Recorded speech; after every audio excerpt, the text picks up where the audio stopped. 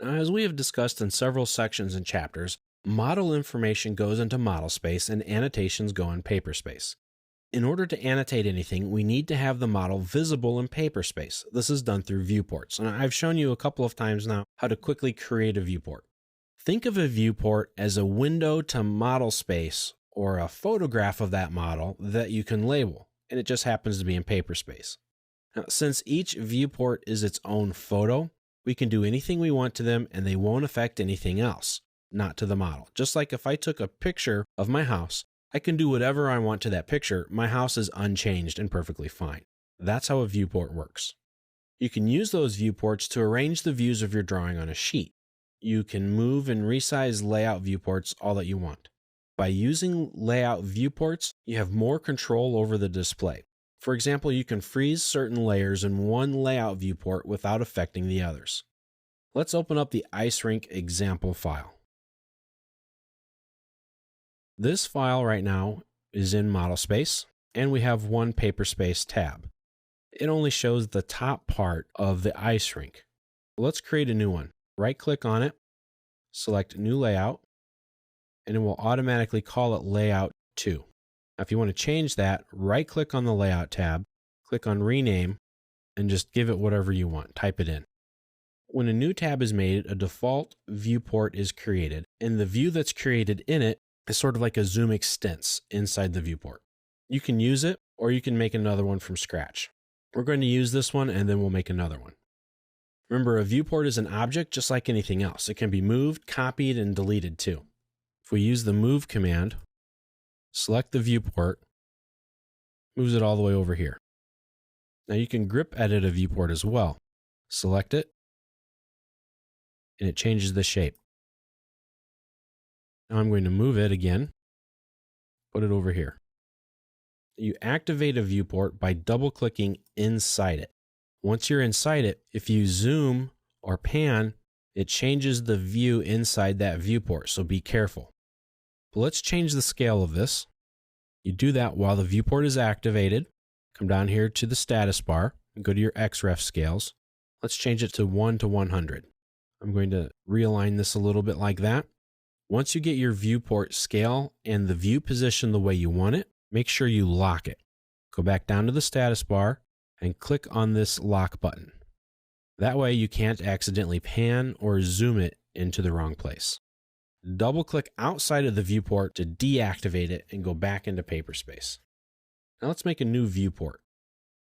If you want to create a new viewport, then you go to the Layout tab and you come to the Layout Viewports panel right here.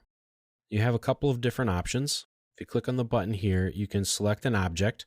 So if you already have an object created, something that's closed, like a polygon or a closed polyline, you can select that and it will become your new viewport.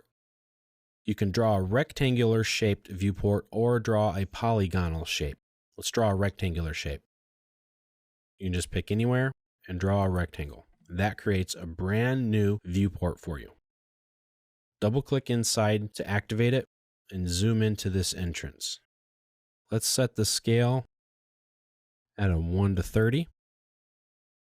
Let's zoom in a little bit more. Let's make it 1 to 10. And lock the viewport. Deactivate the viewport. Now when a viewport is locked, remember you can't change the scale or pan inside it. And that's a good thing because you don't want that to happen. Lock it right away. Now let's add some overall dimensions here. Go to the Annotate tab, click on the dimensions, and here you go. We have some inside dimensions as well. And now we can do that here without messing up anything inside our model space. And it doesn't show up on our other drawings, which is great. If I activate this paper space viewport, I kind of zoom in here and I dimension while I'm in model space. These dimensions are now going to show up everywhere. When I come over here, you can see them showing up in this drawing. That's why I prefer to dimension and annotate in paper space only, because I don't want to have to deal with that. Now, sometimes you need a viewport that's not rectangular in shape, and that's okay. We kind of alluded to that. go to your layout tab, and this is a contextual tab. It will only show up when you're in Paperspace. Over here, go to Polygon, draw your shape, press enter. Activate the viewport, move it around so you can see it. And you can also always come back and edit your viewport to make it a little smaller or to change exactly what's being shown. You can get some crazy shapes. Sometimes that's necessary. Now, sometimes when you activate a viewport, you activate the wrong one. That's okay.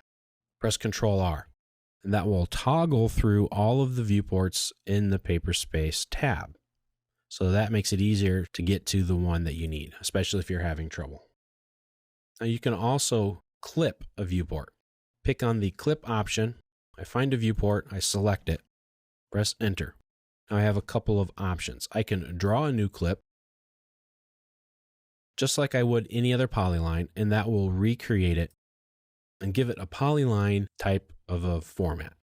So in case you have a viewport already, but it doesn't quite show it the way you want it, you can change it by clipping it, or you can just create a brand new one, whatever works best for you, whatever the situation calls for. So there are a lot of things you can do with viewports. You can also, don't forget, you can also freeze specific layers in one viewport only so that you don't see things here, but it keeps them on your other views. And this is what becomes so powerful about viewports and Paperspace inside one file that allows you to create many different types of views all in one drawing without affecting your model.